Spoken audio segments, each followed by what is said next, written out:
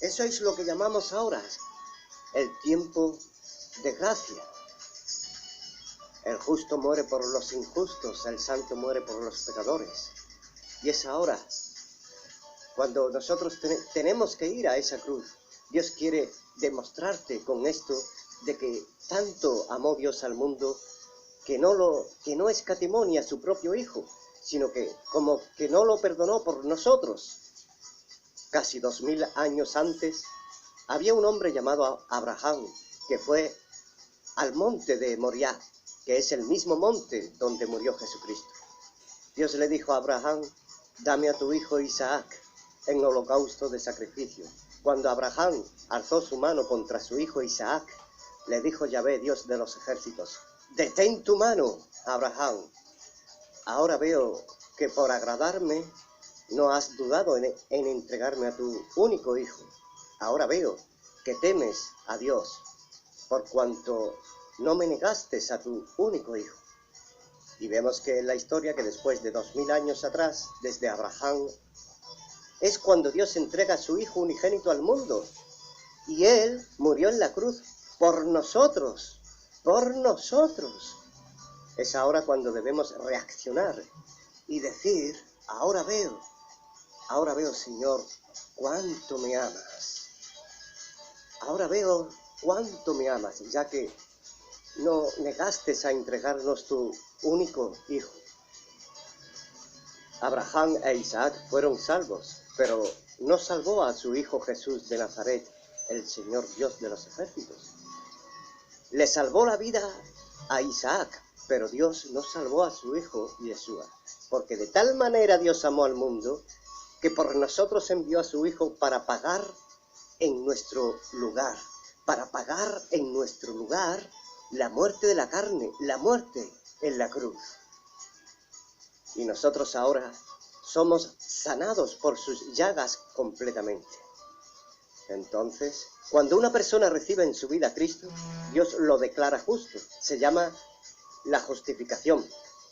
Y la justificación nos libra del castigo eterno. Después de la justificación viene la santificación, que es el proceso por el cual estamos siendo librados del poder del pecado. Así viene la justificación, donde seremos libres totalmente del poder del pecado para cuando resucitemos por el poder de Dios en nuestras vidas. Bendito sea el Señor, Dios nuestro.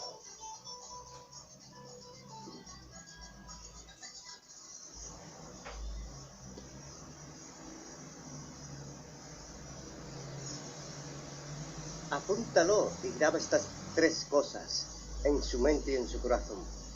Justificación, santificación y glorificación. Ese es el proceso. Estas son las 3 etapas de la salvación.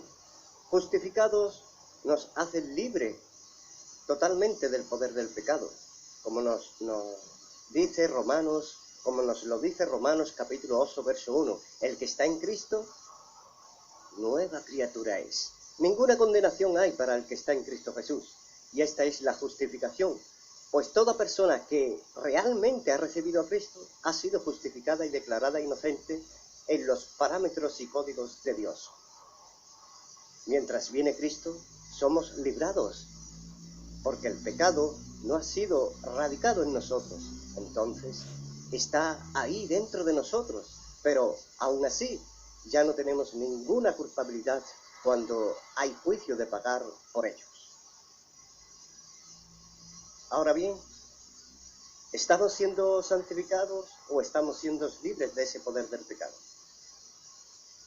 Y que vemos ese poder en la maldad que hay en nosotros. Sí, nosotros podemos ver la maldad que hay en nosotros mismos a través de nuestra comunión, a través de nuestra experiencia de comunicación,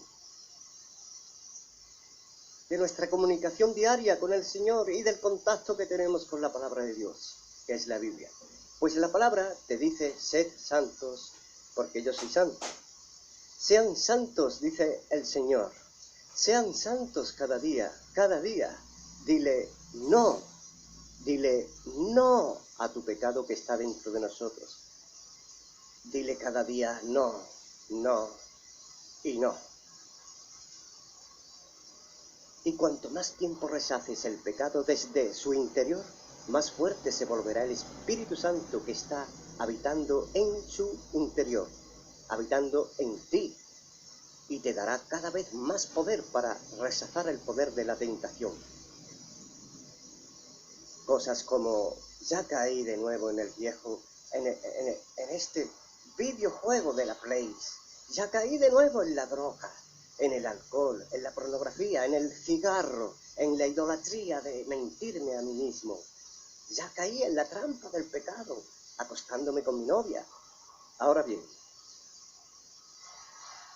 ¿por qué esa gente cae en la tentación y se dicen, ya volví de nuevo a caer?